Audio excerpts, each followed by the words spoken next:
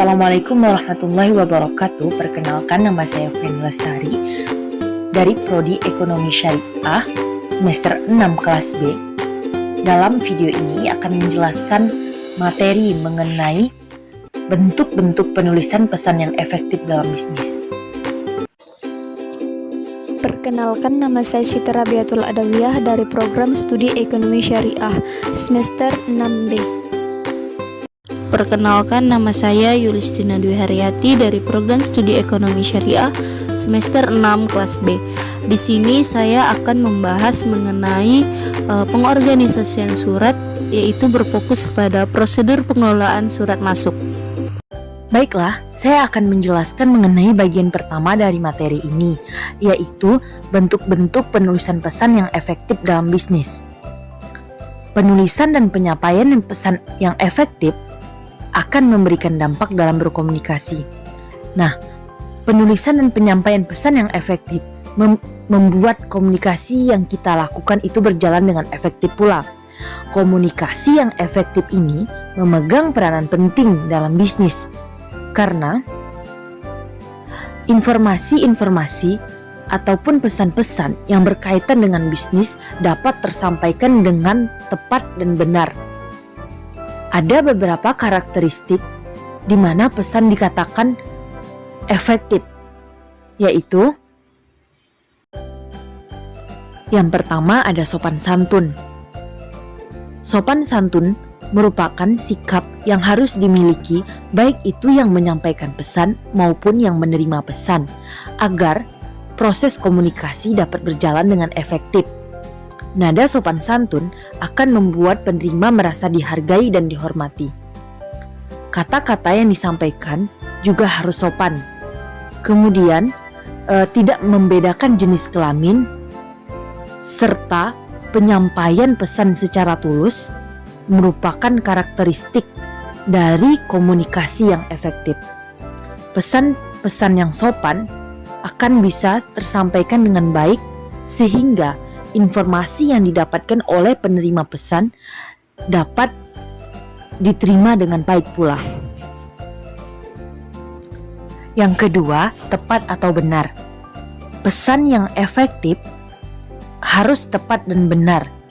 Pesan yang tepat dan benar ini memiliki ciri-ciri tidak terdapat kesalahan baik dalam penulisan, format, tanda baca, penggunaan kata, ejaan, dan tata bahasa.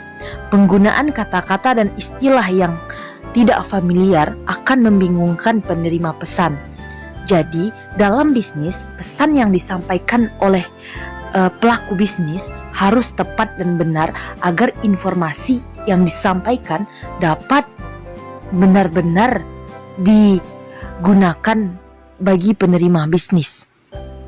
Nah, dalam bisnis juga, jika terjadi kesalahan ataupun misinformasi dalam penyampaian pesan, ini akan menyebabkan kerugian, baik itu kerugian finansial ataupun kerugian yang lain-lain.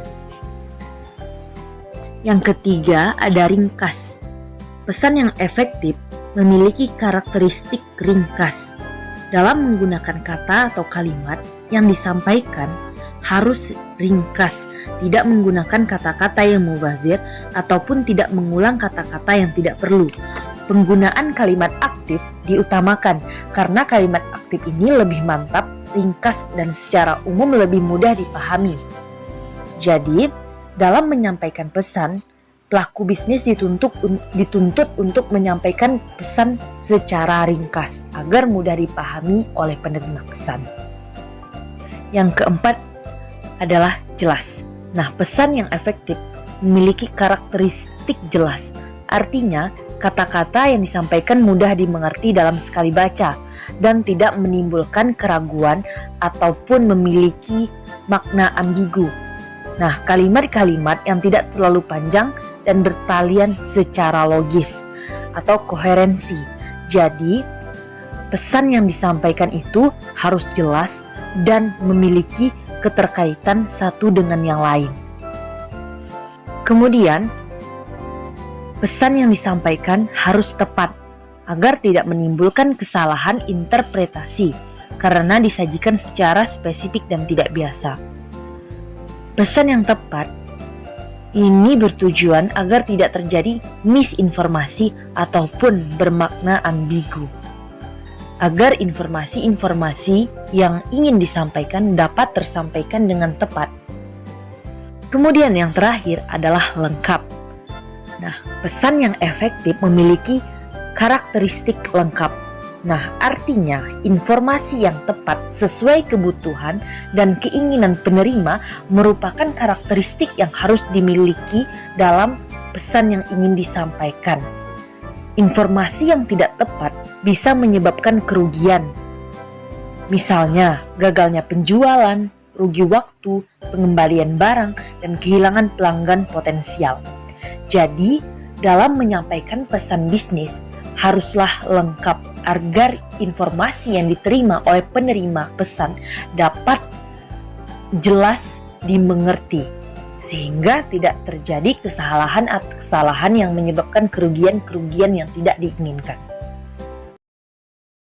Baiklah, saya akan melanjutkan penjelasan dari Feni Lestari, yaitu mengenai pengorganisasian surat. Nah, pengorganisasian merupakan hubungan antara sekelompok orang yang bekerja sama untuk mencapai tujuan yang telah ditetapkan. Dengan kata lain, pengorganisasian merupakan kegiatan dasar dari manajemen dilaksanakan untuk mengatur seluruh sumber-sumber yang dibutuhkan termasuk manusia, sehingga pekerjaan dapat terselesaikan dengan sukses. Sementara surat merupakan suatu sarana untuk menyampaikan pernyataan-pernyataan atau informasi secara tertulis dan pihak satu kepada pihak lain, baik atas nama sendiri maupun atas nama jabatannya dalam sebuah organisasi, instansi, ataupun perusahaan. Langsung saja kita masuki mengenai prosedur pengelolaan surat. Prosedur pengelolaan surat terbagi menjadi dua. Yang pertama, prosedur pengelolaan surat masuk, dan yang kedua, prosedur pengelolaan surat keluar.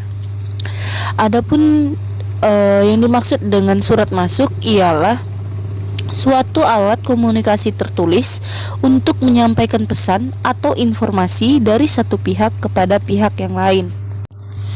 Surat yang masuk ke dalam perusahaan apabila dilihat dari isinya terdiri atas dua macam, yaitu surat yang harus ditindaklanjuti atau follow up untuk dibalas, dan surat yang tidak memerlukan balasan. Setiap surat yang masuk ke perusahaan tentu sangat berharga karena surat dapat menjadi bahan otentik sekaligus landasan bagi organisasi tersebut untuk melakukan kegiatannya. Menurut Sedianingsih dan kawan-kawan, prosedur pengurusan surat masuk meliputi yang pertama yaitu menyortir atau memisahkan, yang kedua membuka surat, yang ketiga mengeluarkan dan memeriksa isi surat, yang keempat pencatatan surat, yang kelima membaca dan memberi catatan, yang keenam menyampaikan surat pada pimpinan, yang ketujuh distribusi atau disposisi surat ke departemen lain, yang kedelapan menjawab surat pada waktu pimpinan tidak ada di tempat.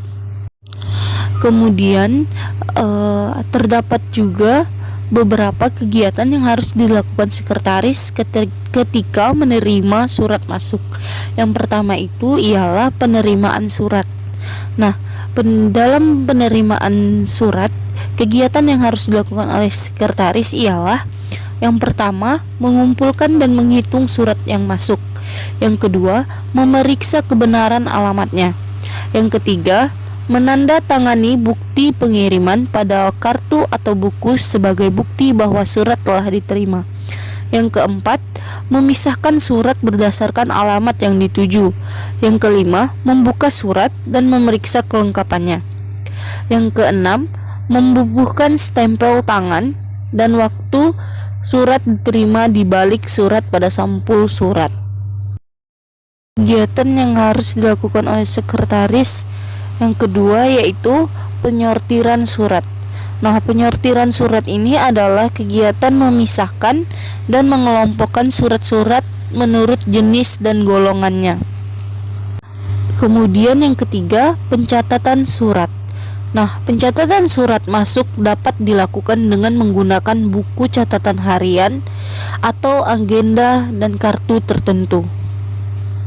Yang keempat yaitu pengarahan surat. Seorang sekretaris hendaknya mengetahui seluk-beluk aktivitas kantor dan organisasi kantor serta staf pimpinan. Dalam menentukan arah surat, perlu dipertimbangkan surat mana yang harus disampaikan kepada pimpinan tertinggi dan surat mana yang disampaikan kepada pengolah. Kemudian yang terakhir yaitu penyimpanan surat. Nah, surat-surat yang telah selesai diproses atau didistribusikan kepada pihak-pihak yang berkepentingan selanjutnya harus disimpan. Nah, penyimpanan surat penting karena bila sewaktu-waktu dibutuhkan, surat tersebut dapat dibaca kembali.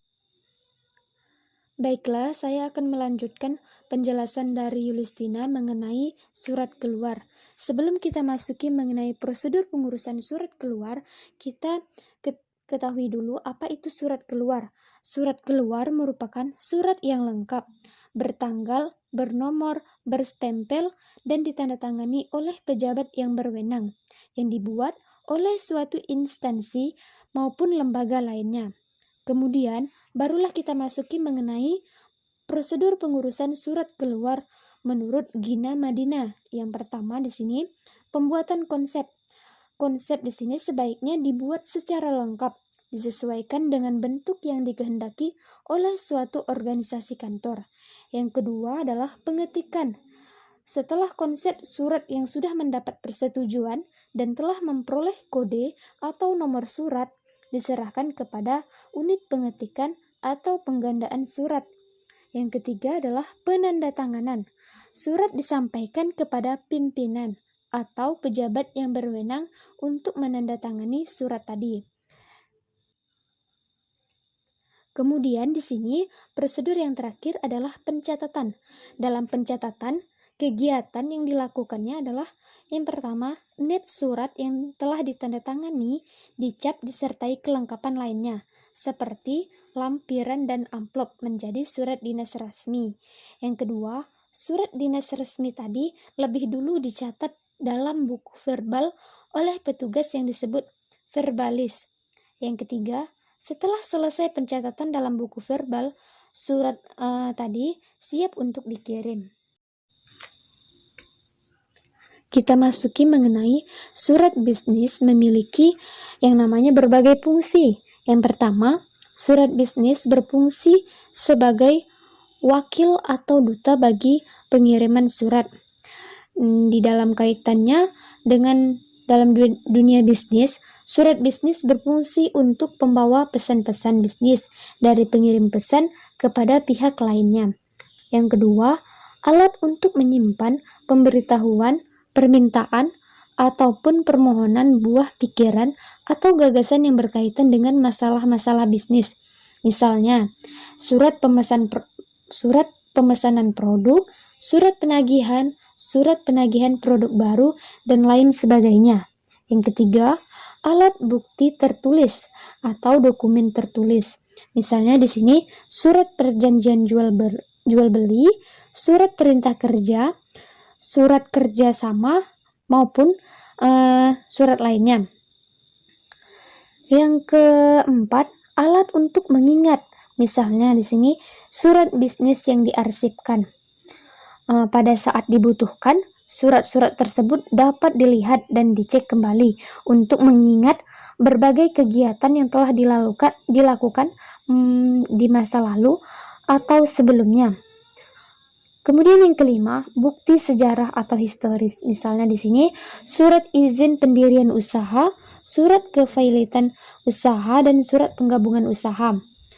Yang keenam, pedoman kerja. Misalnya surat keputusan dan surat perintah. Yang terakhir, sebagai media promosi bagi pengiriman surat.